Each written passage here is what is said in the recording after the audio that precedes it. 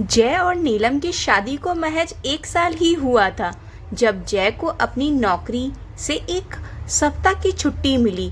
आधुनिक सोच रखने वाली नीलम ने प्रस्ताव रखा कि क्यों ना वो इस छुट्टी को किसी ऐतिहासिक जगह पर बिताई जाए। जय को पुरानी हवेलियों और ऐतिहासिक इमारतों में विशेष रुचि थी क्योंकि वह एक शौकिया फोटोग्राफर था। अंत उन्होंने राजस्थान के एक सुंदर गांव में स्थित एक बर्बाद हवेली देखने का निश्चय किया, जिसके बारे में कि वह एक स्त्री का प्रेत निवास करता है। सड़क से दूर पहाड़ियों की तलहटी में स्थित उस वह हवेली तक पहुंचने का रास्ता बेहद दुर्गम था। आसपास कोई गांव या बस्ती नजर नहीं आ रही थी, सिर्फ खंडर हो चुकी हवेलियों का ढांचा खड़ा था, जिसे देखकर ऐसा लगता था मानो किसी ने ऐतिहासिक के पन्नों से कोई डरावना चित्र उकेर दिया हो। हवेली के प्रवेश द्वार पर पहुंचते ही जय और नीलम की मुलाकात दयाराम नामक एक बुजुर्ग व्यक्ति से हुई।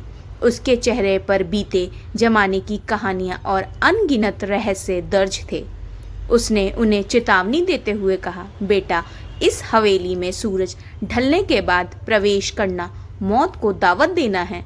यहाँ एक ऐसी आत्मा निवास करती है जिसकी तृप्ति अभी तक नहीं हुई है। नीलम ने इसे अंधविश्वास समझकर अनदेखा कर दिया, लेकिन जय के मन में एक अजीब सी बेचैनी पैदा हो गई।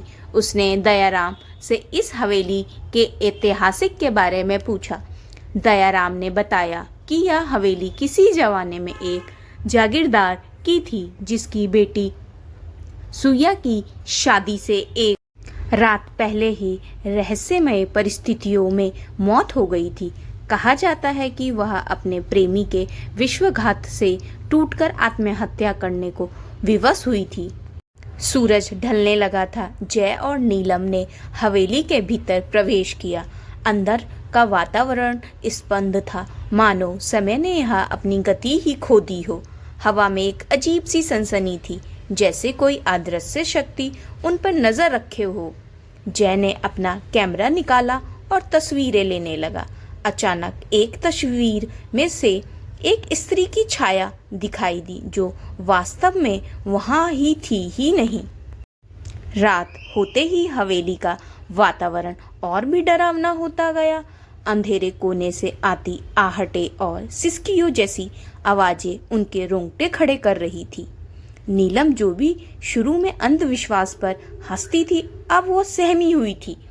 जय ने उसे सांत्वना देते हुए कहा, शायद ये सब हमारा वहम है। अचानक एक तेज हवा का झोंका आया और हवेली का मुख्य द्वार जोर से बंद हो गया। जय और नीलम अंदर फंस गए। उनकी घबराहट और बढ़ गई जब उन्होंने देखा कि द्वार पर कोई ताला नहीं था, फिर भी वह खुल नहीं रहा था, मानो किसी अदृश्य शक्ति ने उसे बंद कर दिया हो। अचानक हवेली के बीचों बीच स्थित हॉल में एक रहस्यमय स्त्री प्रकट हुई। उसके वस्त्र वैवाहिक पोशाक जैसे थे, पर उन पर जमी धूल और धूसरित रंग उन्हें भयावह बना रहे थे। उसकी आंखों में एक गहरा दर्द और खालीपन था। वह सुइया थी, वह वही लड़की थी जिसके बारे में दयाराम ने बताया। जय और नीलम स्तंभ रह गए। सुइया ने एक करुणा आवाज में कहा, मैंने अपनी प्रेमी और परिवार वालों के विश्वासघात के कारण अपनी जान दे दी थी। मेरी आत्मा तब तक शांत नहीं होगी जब तक मेरी मृत्यु का रहस्य उजागर नहीं होगा।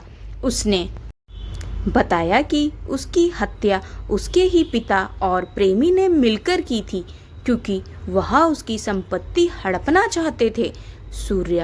सुइया ने एक पुराने ट्रंक से कुछ कागज निकाले जो उसकी हत्या के सबूत थे। उसने जय और नीलम से इन सबूतों को बाहरी दुनिया तक पहुंचाने का अनुरोध किया ताकि उसकी आत्मा को शांति मिल सके। सबूत को लेकर जय और नीलम हवेली से निकलने में सफल हो गए। उन्होंने गांव के लोगों को सारी कहानियां बताई और कागज को स्थानीय प्रशासन को सौंप दिया। एक पुराने मामले की फिर से जांच शुरू हुई और अतंत सूर्या के पिता और प्रेमी, जो अब तक बूढ़े हो चुके थे, को गिरफ्तार कर लिया गया। इस न्याय के साथ ही सूर्य की आत्मा को शांति मिली। हवेली अब उस डरावनी जगह के रूप में नहीं जानी गई, बल्कि एक ऐतिहासिक धरोहर बन गई। जय और नीलम इस अनुभव से बदल गए थे। अब वो अदृश्य शक्तियों और आत्माओं के अस्तित्व को मानने लगे थे। अगर ये कहानी आपको अच्छी लगी तो प्लीज़ चैनल को लाइक, शेयर एंड कमेंट ज़रूर करिएगा। Thank you so much.